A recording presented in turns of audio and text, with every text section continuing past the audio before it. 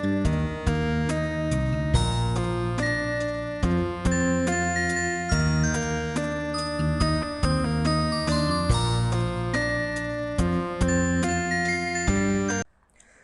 Student, স্বাগতম সবাইকে জৈব যৌগের ক্লাস লেকচার পর্বে। আমরা আজকে জৈব যৌগের ইন্ট্রোডাক্টরি আলোচনা করব। আমরা আজকে লেকচারে বেসিক কয়েকটা ডেফিনেশন সম্পর্কে জানব। তো দেখো, আমরা শুরুতে যে কয়েকটা ডেফিনেশন জানব, এখানে আমি আগেই হোয়াইট বোর্ডে লিখে রাখছি এই ডেফিনেশনগুলো। দেখো, শুরুতে আমরা যেটা জানবো সেটা হচ্ছে সংশ্লেষণ গ্যাস।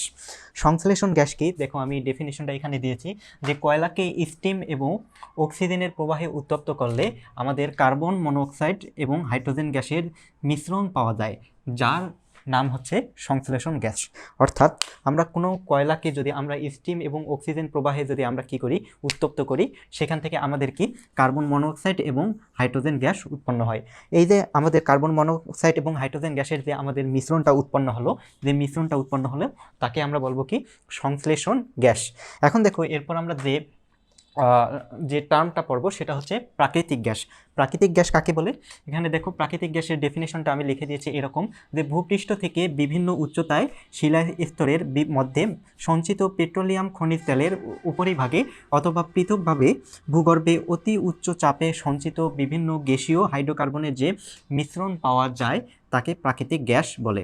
অর্থাৎ ভূগর্ভের অতি উচ্চ চাপে আমরা আমাদের যে হাইড্রোকার্বনের যে মিশ্রণ পাই, গ্যাসীয় হাইড্রোকার্বনের যে মিশ্রণ পাই, এটা হচ্ছে মেন যে গ্যাসীয় হাইড্রোকার্বনের মিশ্রণ ভূগর্ভের আমাদেরকে বিভিন্ন ভূপৃষ্ঠ থেকে দেখুন বিভিন্ন উচ্চতায় শিলা স্তরের মধ্যে যে আমরা হাইড্রোকার্বনের যে মিশ্রণ পাই, এটা হচ্ছে আমাদের কি প্রাকৃতিক গ্যাস। এখন দেখো, তোমাদের কাছে এই যে একটা নতুন টার্ম চলে আসলো, এই যে হাইড্রোকার্বন। এখন আমরা এই হাইড্রোকার্বনের ডেফিনেশনটা একটু দেখে নিই যে হাইড্রোকার্বন কী জিনিস। হাইড্রোকার্বনের ডেফিনেশনটা হচ্ছে কার্বন এবং হাইড্রোজেনের সমন্বয়ে গঠিত যৌগকে বলা হয় হাইড্রোকার্বন। অর্থাৎ আমাদের হাইড্রোকার্বন হচ্ছে সে সকল আমাদের জৈব যৌগ যাদের আমাদের যেখানে শুধুমাত্র কি আমাদের কার্বন এবং কি হাইড্রোজেনের মিশ্রণ থাকবে, আর অন্য কিছু থাকবে না, তাদেরকে বলা হবে কি হাইড্রোকার্বন। এখন আমরা একটা কার্বনের একটা গুরুত্বপূর্ণ প্রপার্টি আমরা দেখব, সেটা হচ্ছে কি ক্যাটিনেশন। এই প্রপার্টিটা হচ্ছে কার্বনের একটা গুরুত্বপূর্ণ একটা প্রপার্টি। দেখো, ক্যাটিনেশন হচ্ছে কি কার্বনের অসংখ্য পরমাণু নিজেদের মধ্যে যুক্ত হয়ে ছোট বড় বিভিন্ন আকৃতির দীর্ঘ শিকল বা বলয় গঠন করার ক্ষমতাকে বলা হয় কি ক্যাটিনেশন। অর্থাৎ কার্বনের একটা গুরুত্বপূর্ণ একটা ধর্ম হচ্ছে এটি, আমরা যদি বিভিন্ন কার্বনকে একত্রে রাখি, তাহলে মানে আমাদের একাধিক কার্বন পরমাণুকে যদি আমরা একত্রে রাখি, তাহলে সেখানে আমাদের কার্বন পরমাণুগুলো পরস্পরের সাথে যুক্ত হয়ে দীর্ঘ শিকল একটা গঠন করে। কার্বনের এই যে শিকল গঠন করার যে একটা ক্ষমতা, এই কার্বনের এই ধর্মকে বলা হয় কি ক্যাটিনেশন। ক্যাটিনেশন শব্দটা আসছে ক্যাটেনা থেকে, যার অর্থ হচ্ছে কি শিকল। এখন দেখো, আমরা এরপরে যে টার্মটা পড়ব সেটা হচ্ছে ফুলারিন।